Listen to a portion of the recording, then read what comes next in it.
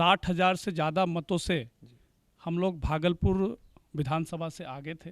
1,20,000 मत पड़े थे। हमारे देश में एक सामान्य व्यक्ति, एक सब्जी बेचने वाली भी अगर चाहे तो डिजिटल क्रांति का लाभ ले सकता है। मैं पूछना चाहता हूं कि आप इतने दिनों तक कहां थे, और जनता आपसे विशेषकर पूछना चाहती है कि इन 5 वर्षों में आप गायब थे, आप क्या कर रहे थे। जन्मभूमि रहने के कारण भागलपुर से है, उसका मूल चुकाए बिना हम लोग जो है व्यर्थ में अपना समय बर्बाद नहीं करेंगे, और पूरा समय जो है वहाँ की जनता के लिए समर्पित। नमस्कार, आप देख रहे हैं न्यूज भारतवर्ष और मैं हूं आपके साथ रमन राय। बिहार में 2020 विधानसभा चुनाव का साल है और इसको लेकर बिहार में जो राजनीति है काफ़ी गर्मा गई है। आपको बता दें कि बिहार में कोरोना काल है। कोरोना काल के कारण जो मरीजों की संख्या है बिहार में वो भी काफ़ी ज़्यादा बढ़ते जा रही है, लेकिन इसको लेकर जो है 2 विभाग में जो है यहाँ की राजनीति बढ़ गई है। एक तरफ विपक्ष है जो समय पर चुनाव ना होने की मांग कर रहा है, और एक तरफ सरकार है जो पूरी तैयारियों में जुट चुकी है चुनाव की, कि अगर चुनाव हुए तो पूरी मजबूती के साथ चुनाव में जा सके।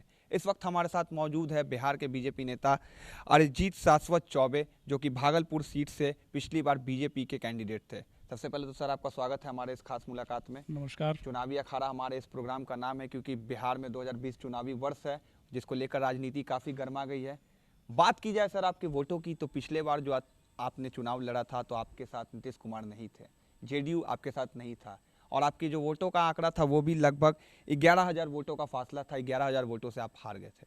इस बार अगर आप चुनाव में जाते हैं, जेडीयू आपके साथ है, एनडीए की मजबूती है बिहार में, क्या लगता है कितनी मजबूती से आप लोग चुनाव में जाएंगे और क्या कुछ परिणाम निकल कर आएंगे?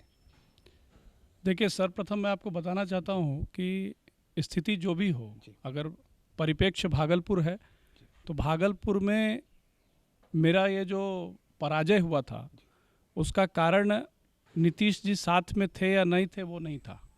कारण था कि हमारे ही दल के एक व्यक्ति खड़े हो गए थे जो महानगर के अध्यक्ष थे, उन्होंने 16,000 वोट लाया, तो उससे आप आकलन कर सकते हैं। दूसरी बात कि अभी जो हम लोगों का गठबंधन है, राजग गठबंधन, उस गठबंधन में हम लोग सशक्त हैं।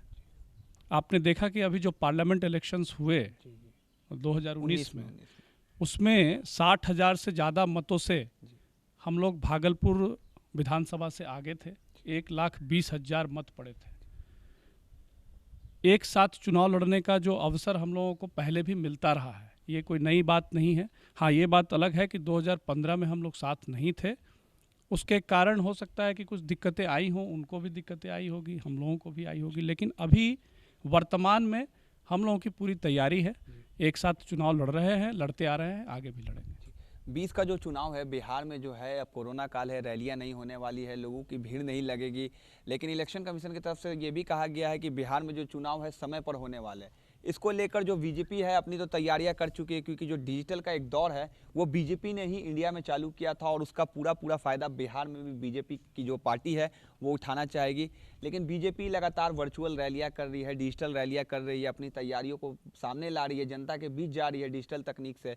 लेकिन जो विपक्ष है वो इस पर हंगामा खड़ा कर रहा है कि बिहार में चुनाव नहीं होने चाहिए। कहीं ना कहीं आपको ये लगता है कि विपक्ष की तैयारियां अभी पूरी नहीं हुई है चुनाव को लेकर? देखिए, एक सबसे बड़ी बात है कि हम लोग डिजिटल युग में हैं। प्रधानमंत्री जी नरेंद्र भाई मोदी जी लगातार इस विषय को रख रहे हैं। आपने देखा डिजिटल क्रांति भारत में आया है, ये केवल प्रचार तक सीमित नहीं है। अगर आप ऐप्स की बात करें, भीम ऐप्स की बात करें, तो सरकार ने बहुत पहले 5 वर्ष पहले ही कह दिया था कि हमारे देश में एक सामान्य व्यक्ति, एक सब्जी बेचने वाली भी अगर चाहे तो डिजिटल क्रांति का लाभ ले सकता है। और हमने देखा कि जो मॉनेटरी ट्रांसफर्स और ये सब जितना भी चीज़ें सब कुछ डिजिटली होने लगा। तो आज डिजिटल युग में अगर हम दूरस्थ रह करके वीडियो कॉन्फ्रेंसिंग के माध्यम से मीटिंग करते हैं तो इसमें क्या बुराई है। अगर हम कोरोना काल में इस संक्रमण में एक दूसरे को संक्रमित ना करें, इसके लिए अपने घर पर बैठ कर के काम करते हैं तो अच्छी बात है। अब इस क्रांति को अगर आपको उचित नहीं लगता है तो आप नहीं कर रहे हैं। हम लोग तो, मुझे याद है कि पिछले 4 महीनों से हमने 100 से ज़्यादा वीडियो कॉन्फ्रेंसिंग के माध्यम से डिजिटली लोगों से जुड़ करके बैठकों को किया है, और हम लोग वर्चुअली अब रैलीज भी कर रहे हैं। जन संवाद हमारा जारी है। आपने देखा कि हमारे प्रधानमंत्री जी ने, हमारे राष्ट्रीय अध्यक्ष जी ने जिस प्रकार से जन संवाद का दौर जारी किया है वो अभी भी जारी है, और हम लोग पूरी तरह से तैयार हैं। अगर सामने वाले की तैयारी नहीं है वो उन्हें देखना है, हमें यह देखना है कि इलेक्शन कमीशन ने यह निर्णय लिया है, ये कोई हमारा आपका निर्णय नहीं है। इलेक्शन कमीशन को अगर उचित लगता है कि वो समय नवंबर में चुनाव कराएगा तो उसकी तैयारी होनी चाहिए। तैयारी हम लोग अपने स्तर पर साल भर करते हैं, ये कोई नई बात नहीं है, 5 वर्षों से लगातार कर रहे हैं। आज यह मौका डिजिटली मिला है। हम लोगों ने भी विधानसभा का डिजिटल सम्मेलन कराया और आपको मैं बता दूं कि 60,000 लोग जुड़े थे। क्या अगर हम लोग ये रैली ओपन ग्राउंड में करते, सैंडिस कंपाउंड में करते तो शायद उतने लोग नहीं जुड़ते, लेकिन डिजिटल माध्यम से घर घर में लोगों ने देखा, 60,000 लोगों ने जनसंवाद में भाग लिया। तो ये क्रांति तो है। डिजिटल माध्यम का एक और फायदा है कि जनता आपसे सीधा जुड़ती है और जनता अपने विचार भी सीधा आपको डायरेक्ट देती है, जो पब्लिक रैलियां होती है उसमें जनता अपने विचार नेता को नहीं दे पाते हैं। लेकिन डिजिटल तकनीक का जो फायदा है, जनता भी अपनी प्रतिक्रिया देती है। बीजेपी की बात करें तो कोरोना काल में बीजेपी के जितने भी तमाम नेता थे जमीनी स्तर पे थे, और आपकी भी बात की जाए, आपने भी लगभग 25,000 लोगों का ऑपरेशन करवाया था मोतियाबिंद का, और जनता के बीच में कई जो अनाज थे वो वितरण किए थे। लेकिन अब जब चुनाव होंगे, विपक्ष की तरफ से एक बात जो बोली जाती है कि बीजेपी जो है लगातार करोड़ों अरबों रुपए डिजिटल रैलियों में खर्चा करती है, चुनाव प्रसार में खर्चा करती है, लेकिन सरकार को जब अभी ज़्यादा ध्यान कोरोना के इलाज के लिए गरीब जनता का करना चाहिए था, क्योंकि जो कोरोना के आंकड़े लगातार बढ़ रहे, इस पर आप विपक्ष को क्या कहना चाहेंगे? देखिए, मैं आपसे सीधे तौर पर यह कहना चाहता हूं कि अगर आप रैली सामान्य रूप से करते तो आपका करोड़ों रुपया, लाखों रुपया देश भर में खर्च होता है, लेकिन डिजिटल रैली में ऐसा कोई खर्च नहीं है। अब ये जो आपने कहा कि बहुत खर्च होता है, इसका 1/10 भी खर्च नहीं आता है। इसलिए कि आपके पास आज मान लीजिए जूम के माध्यम से हम जुड़ते हैं तो वो तो बिल्कुल फ्री है, और उसमें आप जब एक दूसरे से जुड़ते हैं, वार्तालाप होता है, ये एक दूसरे से आदान प्रदान होता है, तो आप देखते हैं कि वार्तालाप के क्रम में आप उनसे पूछते भी हैं और अपनी जिज्ञासा भी उनकी दूर करते हैं और अपनी बातों को बताते भी हैं। तो एक तरह से ये बहुत अच्छी बात है कि आप वर्चुअली जुड़ करके, पहले भाषण संभाषण होता था, उसमें लोग केवल सुनते थे, वो श्रोता थे।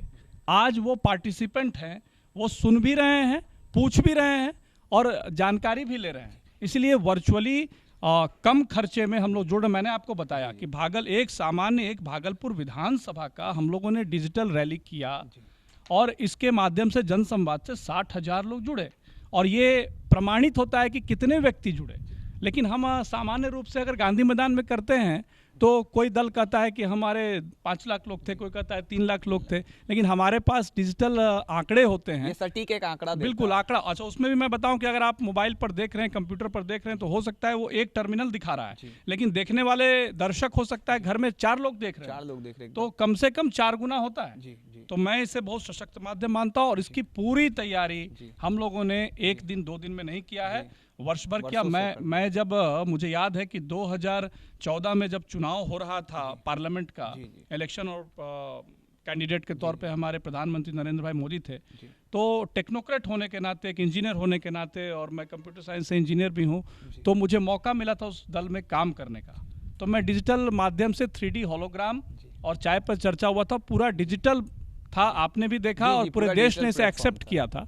तो हम लोग तो उसी समय से डिजिटली एक्टिव हैं जी। और बिहार में भी अब वो फायदा देख रहा है जब एक गांव का व्यक्ति भी डिजिटल युग से जुड़ता है और अपने नेता से डायरेक्ट कनेक्ट होता है डिजिटल माध्यम के थ्रू। पिछली बार की बात की जाए तो आपके विरोध में कांग्रेस थी, लेकिन इस बार अगर आप चुनाव में जा रहे हैं फिर से, तो क्या मजबूती भर रहे सर? क्योंकि भागलपुर की जनता, आपके पिताजी की बात की जाए तो भारत सरकार में मंत्री भी है, आप यहाँ से नेता है, लेकिन जो जनता का विश्वास है, कितना हद तक बीजेपी और एनडीए गठबंधन इस बार बिहार में जीत पाएगी? देखिए, मुझे लगता है कि ओवरऑल अगर बात करें जी तो कहीं लड़ाई है ही नहीं जी। और जहां तक आपने बात कही कांग्रेस की, ये पूरी तरह से पटकनिया दिया जा चुका है। आपने अभी पार्लियामेंट इलेक्शन में देखा जी, ये सब मिला करके 39 सीट हम लोगों ने जीता, 1 सीट भी बड़ा दुर्भाग्यपूर्ण रहा जो हम लोग नहीं जीत पाए। नरेंद्र भाई मोदी ने जिस प्रकार से विकास का मॉडल जी सर पूरे देश भर में दिया है, विश्व भी आज अनुसरण करने को तैयार है। और आज अगर हम बात करते हैं कार्य की, तो हमने कार्य करके ये बात कहा है कि आप हमें सपोर्ट करें। ऐसी कोई बात नहीं है जहां हमने बिना कार्य की बात कही है। आप भागलपुर की बात कर रहे थे, हमारे जो अभी कांग्रेस के विधायक हैं, हमारे माननीय विधायक जी आज 5 वर्षों बाद साइकिल पर दिख रहे हैं।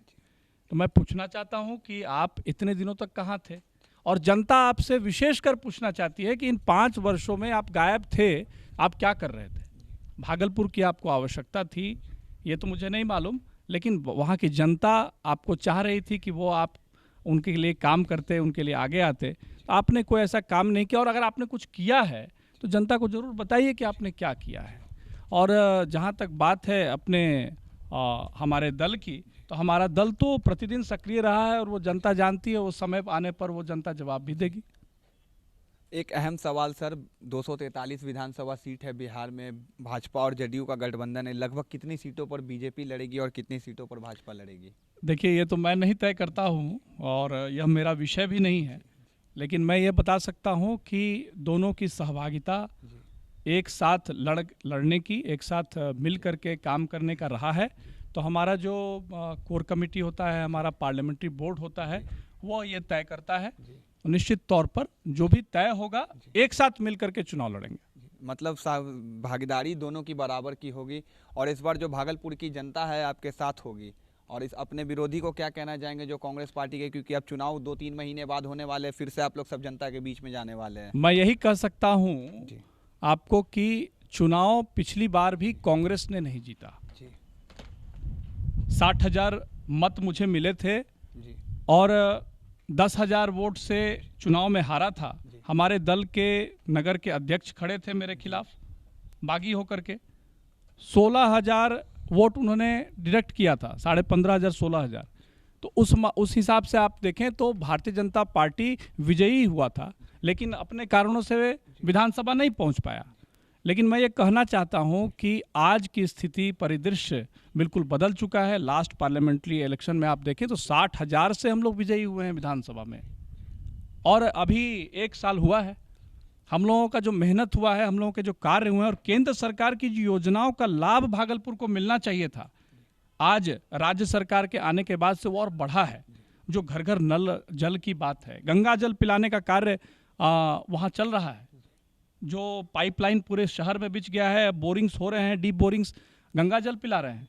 आपको मैं बात करूं कि साइंस एंड टेक्नोलॉजी पार्क जो बोलते हैं, STPI, software technology parks of India, वो देश में प्रभावित तरीके से बहुत कम होते हैं। बिहार में भी मात्र 2 था, एक भागलपुर को माननीय रविशंकर प्रसाद जी ने दिया।